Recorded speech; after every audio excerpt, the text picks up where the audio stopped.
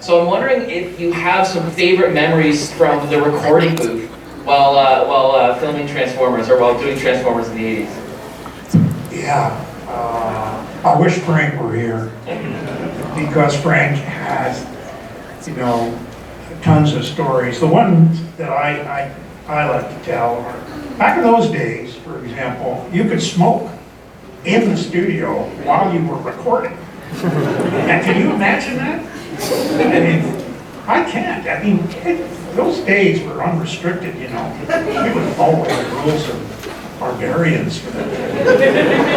I remember one time a guy threw a cigarette into the waste paper basket and it caught fire halfway through, one of the acts, What's that? The panel's on fire! And it was, and we had to close the studio down, take the bucket outside, put all that stuff, wait for the smoke to clear. And I guess shortly after that, there was no more smoking in the studio. But that was the Transformers, and that was one of them. Of course, Frank would be capable of putting me into another time zone just by doing sound effects when he sat next to me. He would do things that nobody else could hear, but he would do a leaky faucet. And you go, hang on a second. There's a noise coming in. We don't hear it. And I look over.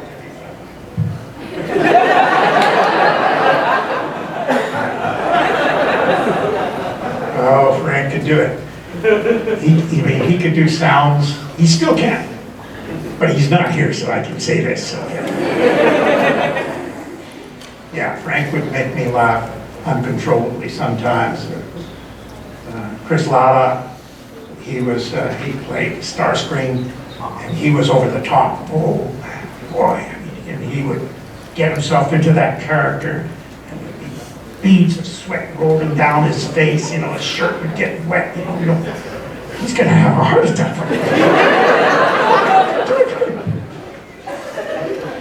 There were so many great actors in the studio that would half the time, you'd be going, wow, did he just do that? And of course, you'd have to do multiple voices and then layers of it, because you'd have to make a crowd, and the crowd scene would have to have another layer, and then say, all right, we want this high voices now.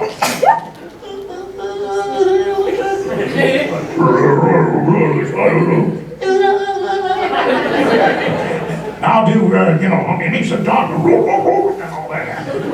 Laughing and just out of control stupidity. It was just fun. We had a lot of fun.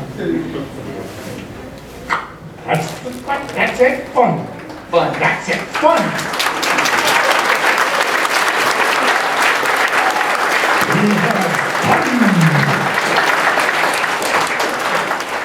So Peter, we've got one last question for you. That's a doozy. Oh boy. No, it's not too bad. Optimus Prime received a Lifetime Achievement Award at the Nickelodeon Kids' Choice Awards last week.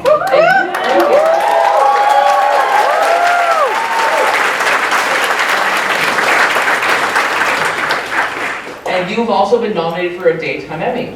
What's it like knowing that this character that you helped build has become such an enduring icon in kids media and media in general? Thanks, Larry. In a nutshell, that's all I can say. Thanks, Larry.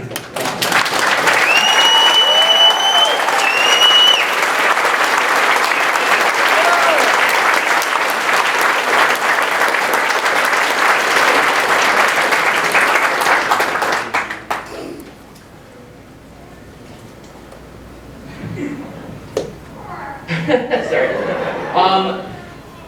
Let's get a massive, big TFCon thank you to the legend, Mr. Peter.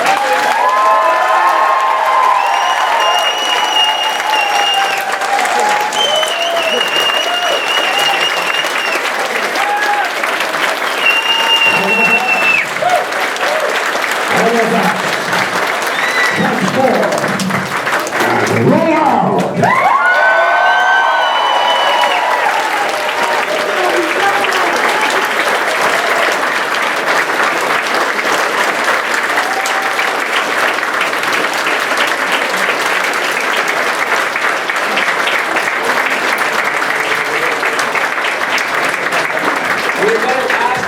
everyone remain seated while we get Mr. Cullen to exit the room. Thank you for remaining in your seats.